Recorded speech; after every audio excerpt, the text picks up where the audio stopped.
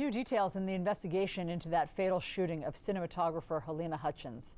The director of the movie, who was also injured in the incident, told investigators that actor Alec Baldwin was practicing drawing the gun and was told it was a, quote, cold gun with no live ammunition before it went off. One crew member, an eyewitness, blamed Halyna's death on, quote, negligence and unprofessionalism and questioned the experience of the film's armorer, 24-year-old Hannah Gutierrez.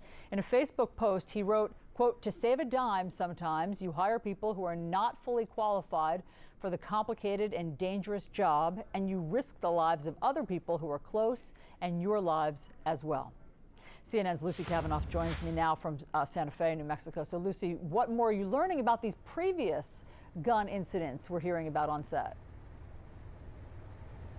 That's right, Allison. CNN has learned that Assistant Director Dave Halls was subject of complaints over safety as well as behavior on set on two different productions back in 2019. Sources tell CNN that these complaints include a disregard for safety with gun safety and pyrotechnics, things like having exit lanes and fire exits being consistently blocked, and also reports of inappropriate sexual behavior. Now, CNN spoke to Maggie Gohl. She is a prop maker and a licensed pyrotechnician. She told CNN that Halls neglected to hold safety meetings and, quote, consistently failed to announce the presence of a weapon on set. That's standard protocol on most sets. She said, quote, the only reason the crew was made aware of a weapon's presence was because the assistant prop master demanded Dave acknowledge and announce the situation each day. Now, of course, according to the affidavit, it was Dave Halls, the assistant director, who picked up the weapon, handing it to Baldwin, shouting cold gun, which should have indicated that it was safe.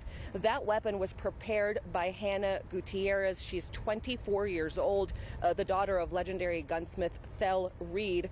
This was only her second time working as head armorer on a production, and she discussed her relative lack of experience on a podcast that aired in September. Take a listen. Dad has taught me everything, but a lot of things, I kind of just caught on by myself and everything, like just observation, watching him do things, or like just knowing how the firearms work. I think loading blanks was like the scariest thing to me because I was like, oh, I don't know anything about it. But, he taught me that. And eventually by the time I was like trying to figure out how to make a specific blank go when you want it to, rather than it hitting like the empty cylinders and everything. She told CNN she nearly didn't take that previous film job because of her concerns about the experience. CNN has reached out to both Halls and Gutierrez for comment. No word yet, Allison. Okay. And how are people remembering today, Halyna? We haven't heard from the family today. We know that the husband of Halyna and her son were in town this weekend, obviously devastated by this terrible, terrible loss. We have been hearing from folks who knew her. Her best friend, in fact, spoke to CNN, holding back tears, talking about the tragedy that has befallen this young family. Take a listen. My heart just breaks for her kid, he's almost like my own kid. I mean, we've hung out and been together for years, and I guess in some level I wish I had told Halyna that I would step in if she needed anything, like be his godmother or something, but I didn't even think of something like this. I mean, it wouldn't have even been something I could ever have imagined, honestly, happening. A lot of grief, Allison, and so many unanswered questions about how this tragic shooting could have taken place. Allison. Yeah, just devastating to hear from her friend there. Lucy Kavanaugh, thank you. Joining us now to discuss is former NYPD officer turned stunt coordinator and armorer, Scott Kasha. Scott, thanks so much for being here. I've been looking forward to talking to you because I have some questions about how this happened. When an assistant director hands the star a gun and says cold gun, does that mean that someone has checked that the gun is empty? Is that normally how it's supposed to work? So, Allison, thank you for having me on. First of all, a first AD should never be touching a weapon. The only people who should ever be touching a weapon is the armorer, any of their assistants, and the talent when it's given to them right before a take, and then it's taken back after the take is done. When I'm on a set, anytime I have a weapon, it's either in my holster, it's in a case, or I'll take it to the bathroom. An AD should never be touching a gun. They can ask for a safety inspection, they can ask questions, but they should never, no crew member other than the armorer or the talent should be touching a weapon ever. Okay, so the fact that the assistant director, according to the affidavit and some witnesses, was touching it and handing it to Alec Baldwin. And by the way, we also learned that it was on a cart outside of the building where the scene was being shot. So it was resting on a cart outside, they said, because of COVID-19 protocols, I guess. So what does that tell you? That the assistant director is at fault here, or the armorer, or who? So everything I see, there's enough blame to go around in this scenario. It seems like no safety protocols were followed. The armorer is at fault, first of all, for leaving them out. They never should be left out. And I don't know what COVID protocol would demand a weapon be left out. That makes absolutely no sense to me. If that's the excuse that's being given, then it doesn't make any sense. It's just plain wrong.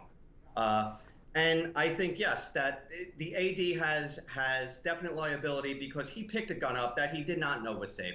He said it was a cold weapon. How did he know? Did he check it? No. The armorer should never have left her guns unattended.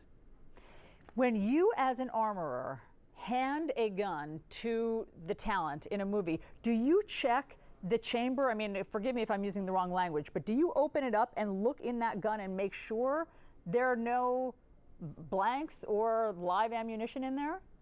So this is a prop weapon. This was furnished by Cop Prop Rentals, New York. This is an airsoft gun. It's not a real weapon, but whenever I'm on a set, I make sure that I hold it up for the talent and anyone else who wants to inspect to make sure that this is a safe weapon. And I never load a weapon unless we are actually going to be firing rounds, actually going to be firing blanks. And on top of that, I only put the appropriate amount of blanks in. If the scene calls for 2 shots to be fired, I only put 2 rounds in, nothing more. And I announce to the cast, I announce to the crew, I announce to the whole set, live weapon on set, discharge 2 rounds. It seems like there was no communication on the part of this armorer to put the crew at any ease. And the fact that there were supposedly accidental discharges previously in this production, that's a huge red flag. Why nobody jumped on that, I have no idea. Now, what you're referring to, and this is according to the New York Times and the LA Times, there were 2 accidental gun discharges on this set in the days before this fatal shooting that did upset some crew members, and people did feel that the proper safety protocols were not being followed or were being followed too loosely. And so I hear what you're saying, that that's a red flag. And so, I mean, Scott, from all of your experience of doing this and handling weapons on set, what do you think happened? What do you think went wrong here? So I've actually gotten into arguments with armorers online and been called paranoid and nervous because a lot of them, with their private collections, they don't modify the weapons. So most prop guns you get from a rental house, you cannot chamber a real bullet. You can't put one of these in. This is a 9mm round, and you see the difference between the two. This is a blank on the right. This is I think 115 grain hollow point, jacketed hollow point. You can't load the actual round into most prop guns. And I've been called nervous and paranoid because I did not feel comfortable with armorers using these actual weapons on set as opposed to the modified weapons. Like I said, it seems like there's just a colossal failure of safety protocols and negligence and irresponsibility on the part of everyone. And I say that live ammo and blanks should not be in the same zip code, let alone the same set. So that's interesting. So a bullet, live ammo, meaning a real bullet, as you just showed us, and a blank should never be on the same set. Never. There's no reason to ever use a live ammunition in any set, any production. Look, it costs a little more. If you wanted to do some kind of shooting scene, you would have to rig up some kind of gag, some kind of special effects. If, like, say you were shooting a can, you have to rig up some sort of special effects to make the can fall. There's no need to ever, under any circumstances, have any live ammunition on any set.